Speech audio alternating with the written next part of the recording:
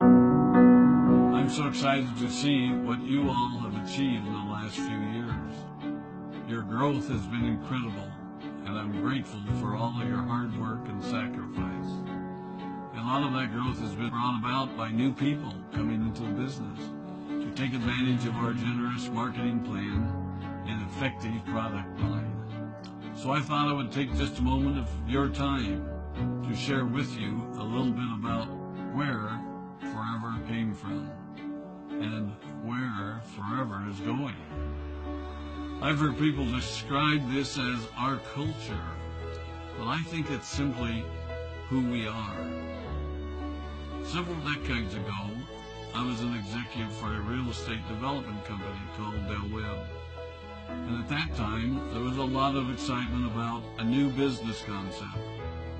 And like many of my colleagues and friends, I went along to a business opportunity meeting and listened to a presentation about multi-level marketing. I immediately fell in love with the concept that people would be motivated to help each other and be able to make a living doing so. It's a beautiful thing when you think about it.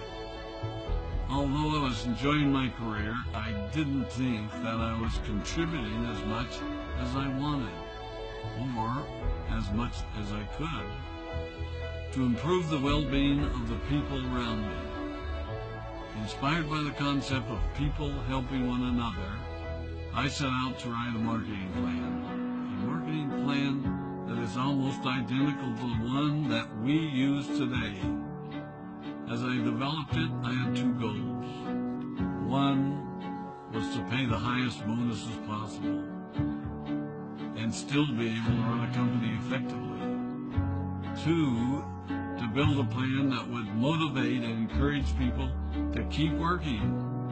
I wanted a plan to reward those that remain active and engaged. I love the concept of a royalty income. However, I believe that it's good for our souls to work hard. People who work hard are happier. Of course, if you work hard, you should play hard. And that was one of my motivational factors in starting Foreve Resorts. It was to give people the opportunity to spend time with their loved ones and experience the wonder of nature. Next time we're together, maybe I can tell you more about my passion for our resorts, our rare animals, and spectacular natural resources. So, with the marketing plan prepared, I needed to find a product. And we searched around and looked at different opportunities.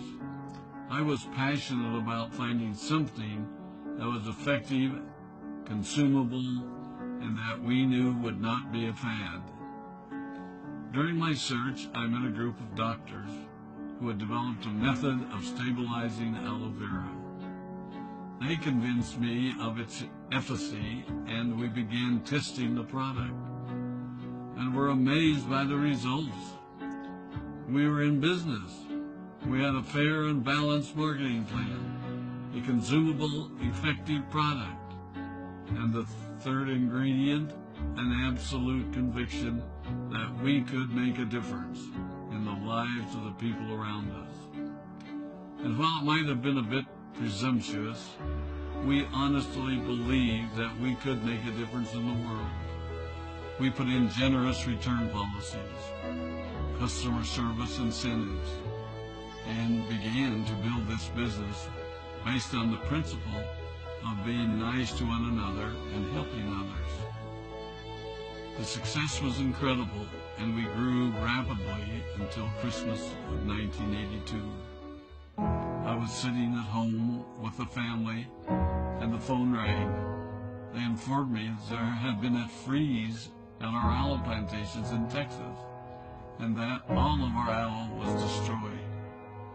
I immediately went to the airport and flew to South Texas to see what we could do. I hoped and prayed that when I arrived, what I saw would be better than the news I'd received. But that wasn't to be the case. We had no aloe. and the business immediately began to suffer. There were some FBOs that left, but more importantly, there were those that stayed. It was a tough time for us. We put everything on the line to stay in business, and there were many sleepless nights. But we were convinced that what we were doing was right. We decided that this would never happen to us again.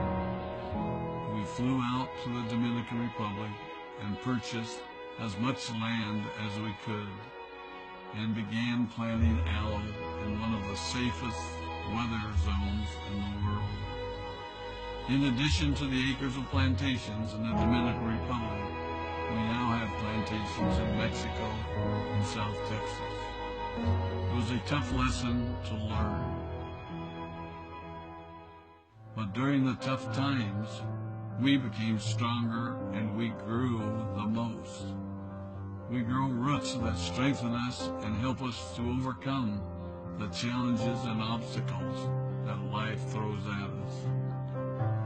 I have learned that solid principles and core beliefs do not have a sell-by date. It is never old-fashioned or out of style to be nice to each other, to honor your commitments, and to treat people how you would wish to be treated.